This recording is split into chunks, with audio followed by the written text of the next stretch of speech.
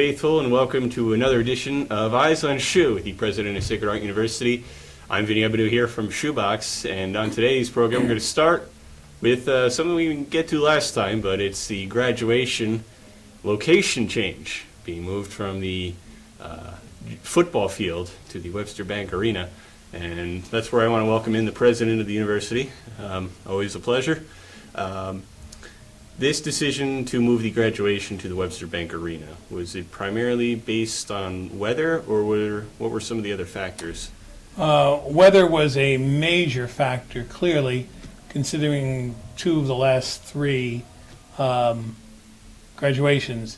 And also the other factor in there is the level of comfort for those attending, the restriction as we're growing, so classes are becoming larger.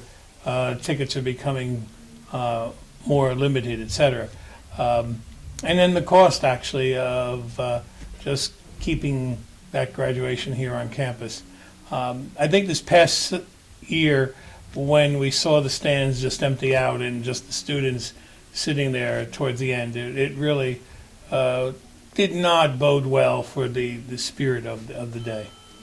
Now, I know there's a vibe going on about, I guess, a mixed reaction of, I guess, particularly from the seniors about how they feel about graduating at Webster Bank rather than Sacred Heart.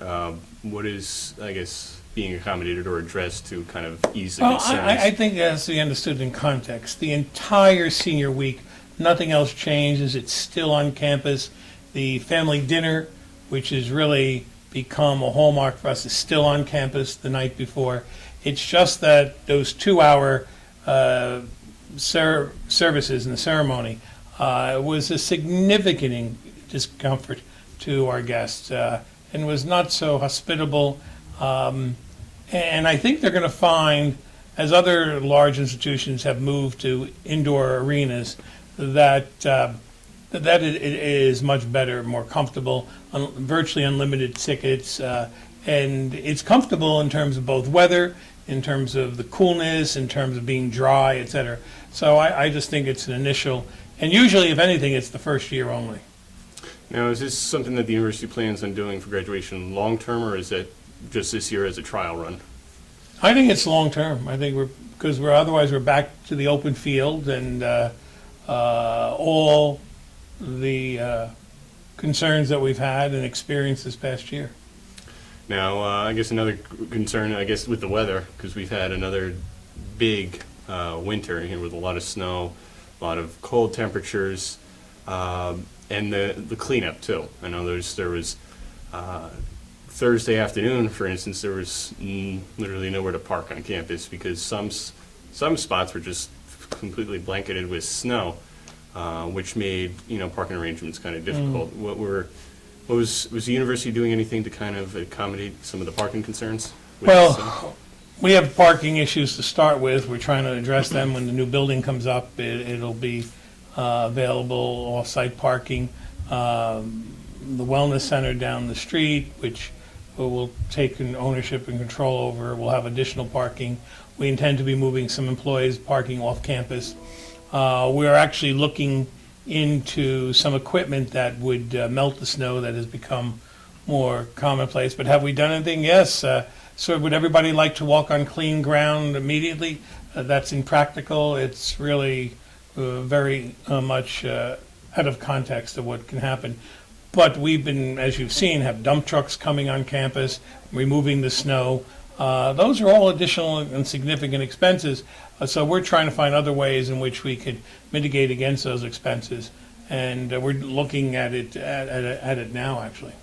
Now, what about some of the sidewalks with the cleanup? It seems like they're throwing dirt down rather than rock salt or any kind of other thing, which is kind of creating more of a mess. Do you feel that rock salt would be the better option there? That's way above my pay grade in terms of what goes on.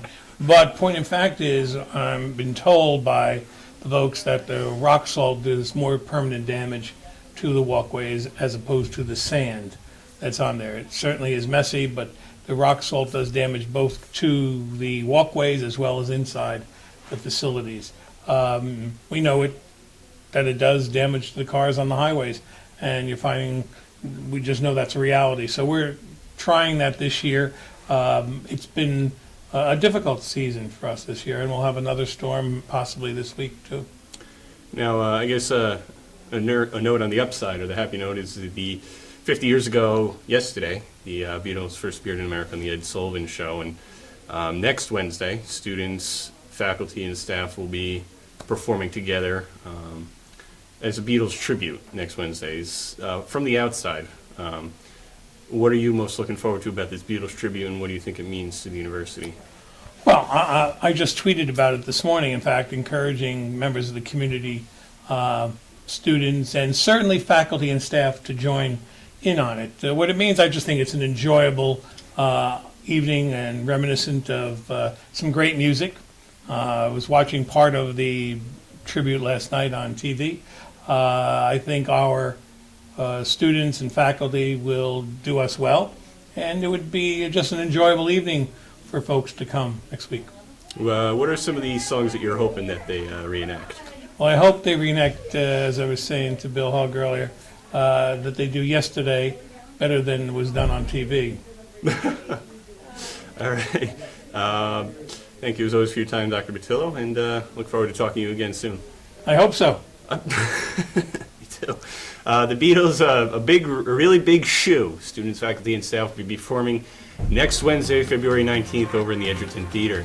That's Dr. Batillo, president of Sacred Heart University. I'm Vinny Ebidu, and remember, the eyes are on SHU.